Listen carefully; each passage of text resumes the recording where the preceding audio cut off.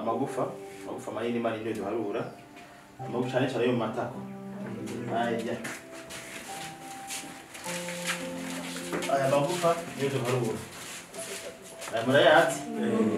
Aya ni amakomine yo mu matako. Ibyo ngaha. Ndageka ibyo ngaha. Nta muntu afisa amatako atatu. Kuko murabona ko imitwe hafi ya yose yaramenaguritse. Dushobora guharura imitwe mu tubone igiti gimyacu.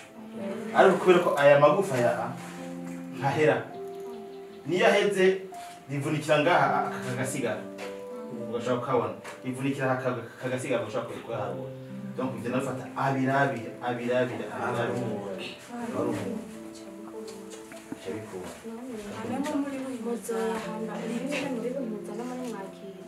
ibyo bizova ku bategetsi nibo bazovuga bati ibintu muzobihamba hana twe tudesida aho bihamba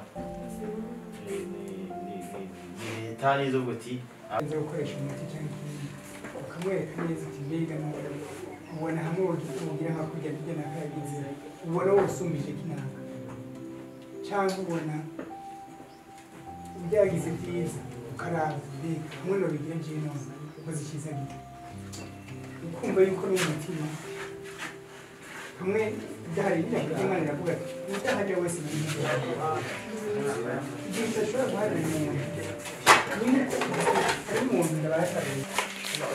ibyo mubona ibisigarira twakuye amakomine abiri tuko turakora ubwo muri komine Bunyuza ibijya ibiri ngaha ajya byuma byose ntajya ari ibi byavuye imwakiro muri park ibi byose byavuye imwakiro muri park abana ba n'amagufa y'abantu murayabona. Ibi ni ivyemezo yuko mu mwaka w'72 habaye ubwicanyi. Ibi tuko turarondera abantu bishwe 72 bakabashwe kubera ubwigito bwacu rero abantu barabandi gusa tubahora ibyo turabona zini mpuzu bari bambaye bavuze ngo hari biyeye ngibyo biraboneka bemeza yuko hariho n'abagore ntabwo bambara ibyo bintu n'abagore murabona ngaha aye basura mukabibona no ngaha donc kuri marakubona ko kwaciye hari ibibazo mufise ikibazo abaze turamwishyura mwakiro ibintu twari tuzi abanyagihugu bari batweretse twari bejeje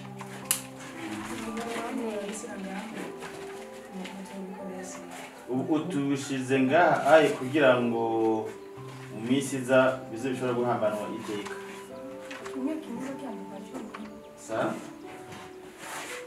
ntawe ubizi ko bizogenda ariko bazohambanwa iteka hamwe aho bazwi bajya aho bari bameze nk'aho bari baratawe aho uruhazi hari hazo n'abantu bakeya